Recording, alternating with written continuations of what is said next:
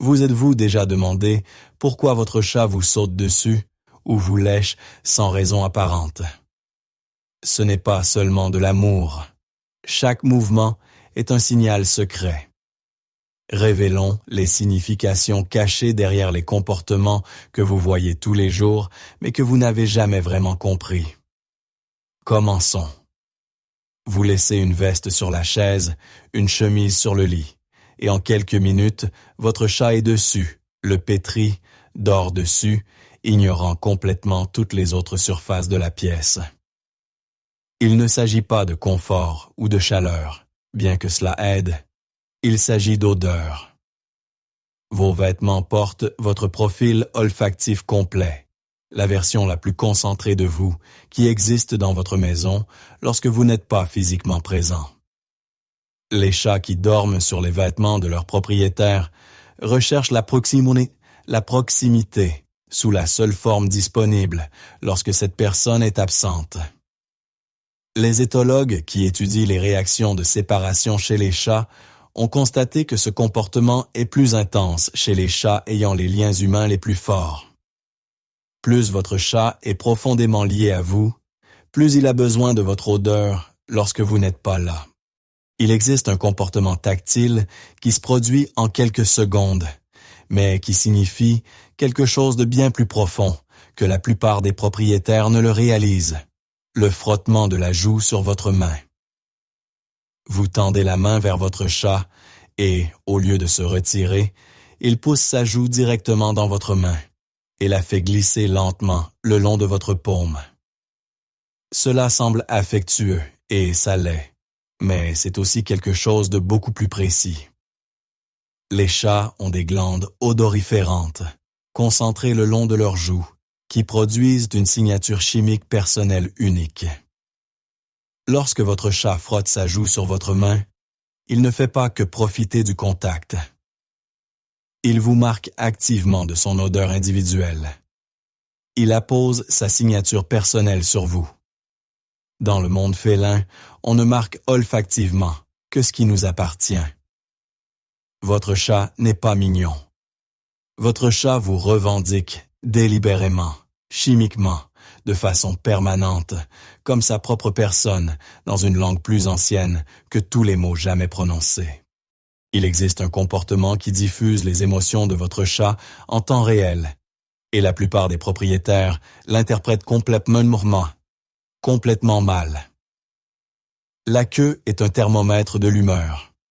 La queue de votre chat est en quelque sorte un tableau de bord émotionnel en temps réel, et elle ne ment jamais. Une queue tenue haute et droite, c'est de la pure confiance.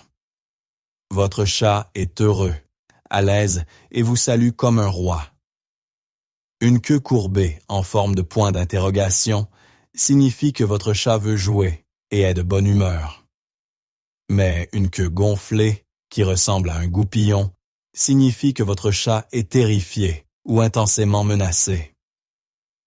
Et une queue basse et rentrée indique de l'anxiété, de la soumission ou de la douleur.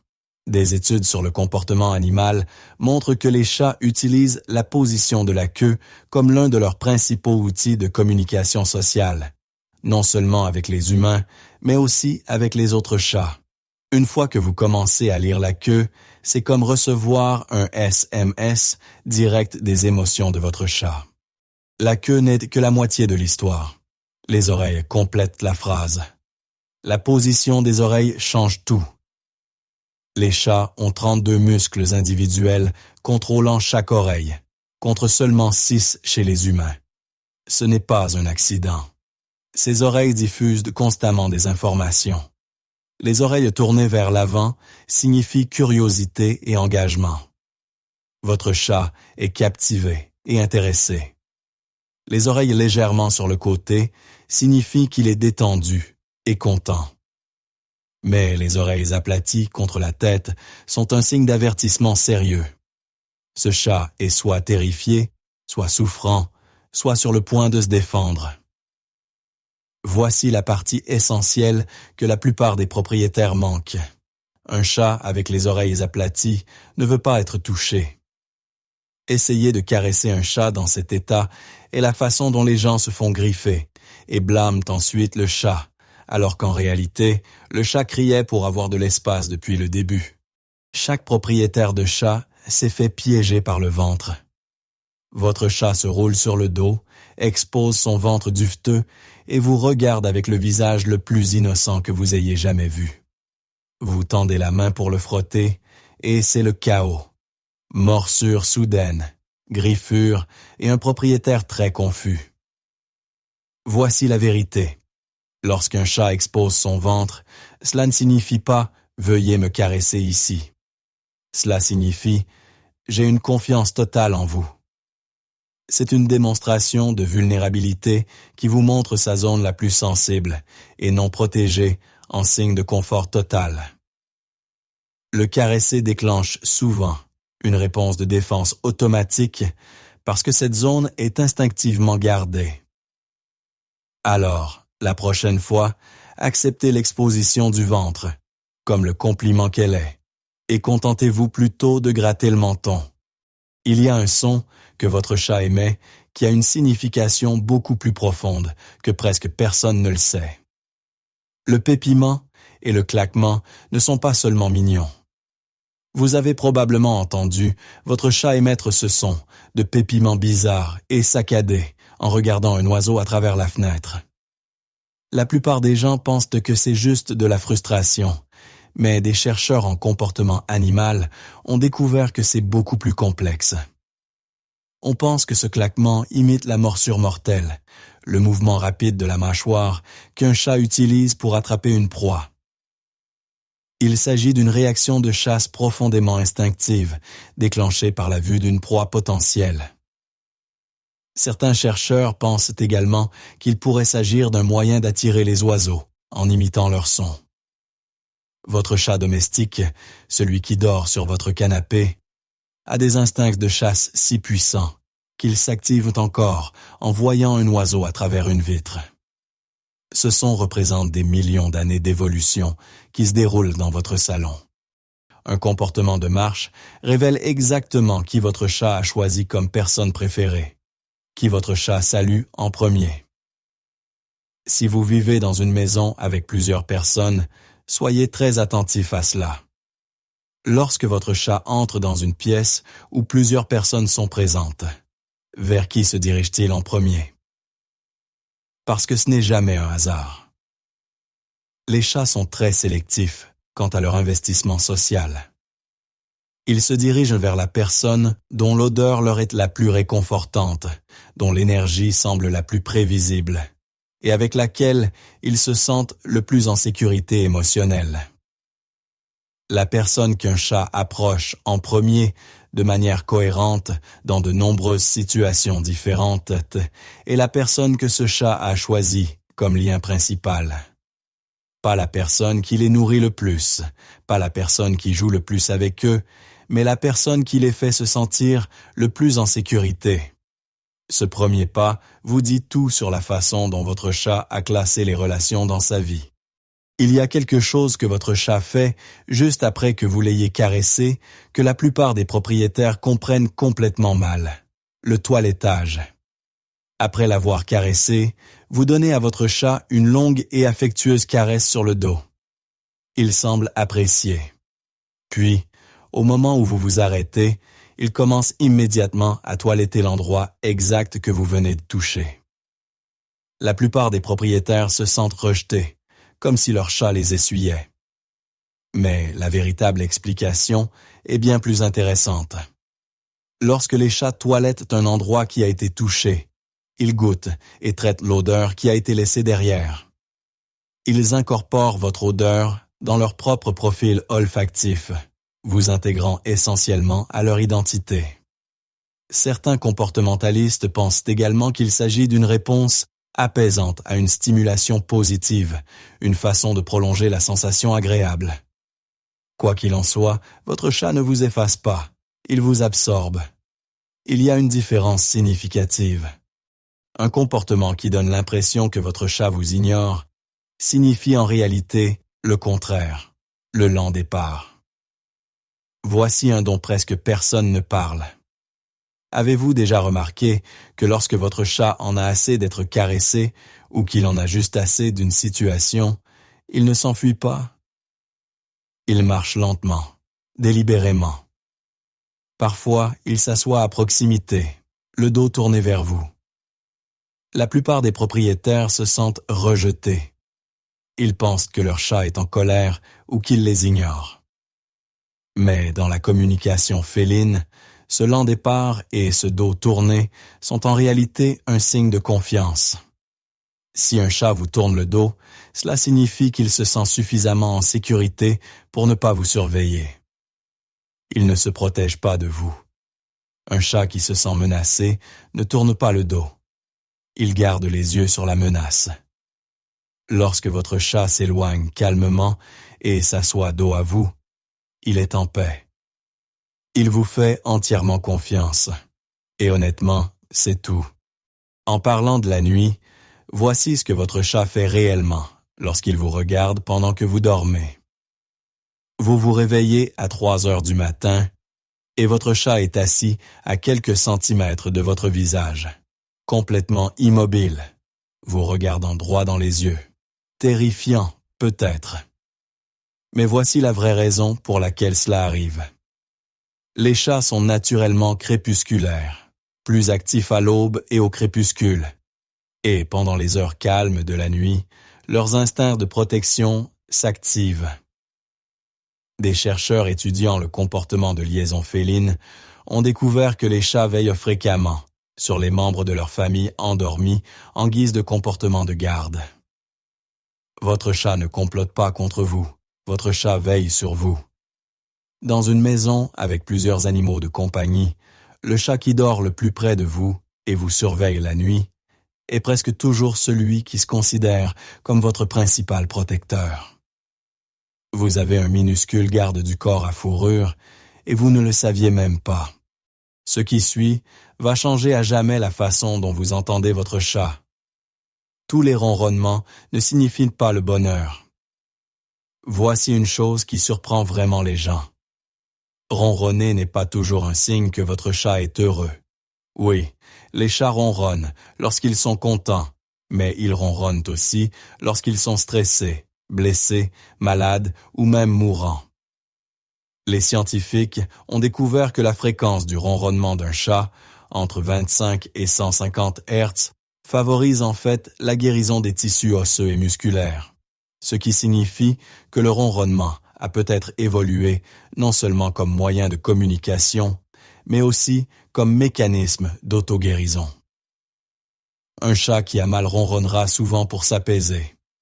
Ainsi, la prochaine fois que votre chat ronronnera, regardez l'ensemble du tableau. Est-il détendu et à l'aise? Génial. Mais s'il se cache, ne mange pas ou semble bizarre, ce ronronnement pourrait en fait être votre chat qui vous dit que quelque chose ne va pas. Apprenez la différence.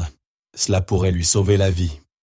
Il existe un comportement qui ressemble à de la pure destruction, mais qui est en réalité un signal émotionnel profond. Le fait de gratter n'est jamais aléatoire. Lorsque votre chat déchire votre canapé, votre tapis ou votre fauteuil préféré, cela semble personnel. Et honnêtement, ça l'est un peu. Les chats grattent à des endroits spécifiques pour 3 raisons distinctes.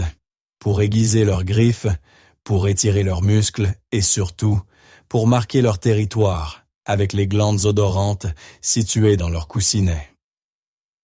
Mais voici ce que la plupart des propriétaires ne comprennent pas. Les chats grattent le plus dans les zones où leurs relations les plus importantes se produisent. Le canapé où vous vous asseyez ensemble, le cadre de porte que vous franchissez tous les jours. Votre chat ne détruit pas vos meubles par dépit. Il intègre littéralement son odeur dans les endroits qui comptent le plus pour lui, les endroits qui vous sont liés. Votre chat marque votre espace commun comme étant son foyer. Un comportement de toilettage est en réalité un appel à l'aide caché. Le toilettage excessif est un signal d'alarme. Les chats sont des animaux de compagnie méticuleux qui passent jusqu'à 50% de leurs heures d'éveil à se nettoyer. C'est tout à fait normal. Mais lorsqu'un chat commence à se toiletter de manière obsessionnelle, à lécher la même zone à plusieurs reprises, à s'arracher des poils ou à créer des plaques de chauve, il se passe quelque chose de très différent. Les comportementalistes vétérinaires classent cela comme une alopécie psychogène, un toilettage excessif induit par le stress. C'est un mécanisme d'adaptation. Votre chat s'apaise en réaction à l'anxiété, aux changements environnementaux ou à la détresse émotionnelle. C'est la même chose que certains humains qui se rongent les ongles ou s'arrachent les cheveux. Un nouvel animal de compagnie dans la maison, un déménagement, un changement dans votre emploi du temps ou des travaux bruyants à proximité. Les chats ressentent tout cela et leur corps le montre. Si vous remarquez des schémas de toilettage inhabituels, ne les ignorez pas. Votre chat demande de l'aide. Une position de sommeil vous indique exactement à quel point votre chat se sent en sécurité dans votre maison. La position en pain de mie contre l'étalement. Lorsque votre chat rentre ses 4 pattes sous son corps et reste parfaitement immobile, comme un petit pain de mie, il conserve sa chaleur et reste alerte. Il est à l'aise, mais pas complètement détendu. Comparez cela à un chat qui s'étale complètement à plat sur le dos, les membres étendus dans toutes les directions, le ventre entièrement exposé et les yeux à moitié fermés. Cette deuxième position est l'état physique le plus vulnérable dans lequel un chat peut se trouver. Chaque organe vital est exposé, sans aucune posture défensive. Un chat ne dort ainsi que dans un environnement où il se sent à 100%, à l'abri de toute menace possible. Si votre chat s'étale complètement autour de vous, vous êtes l'endroit le plus sûr au monde pour lui. Un comportement qui donne l'impression que votre chat recherche le danger révèle en réalité quelque chose de beaucoup plus profond. Se cacher dans des endroits élevés. Votre chat saute sur le dessus du réfrigérateur, grimpe sur l'étagère la plus haute de la pièce ou s'assoit sur le dessus du placard, en observant tout ce qui se passe en dessous. La plupart des propriétaires pensent simplement que leur chat est bizarre. Mais il s'agit d'une pure psychologie de survie qui se déroule dans votre salon. Dans la nature, la hauteur signifie la sécurité. Un chat qui contrôle les hauteurs peut voir toutes les menaces approcher, s'échapper dans n'importe quelle direction et ne jamais être pris en embuscade.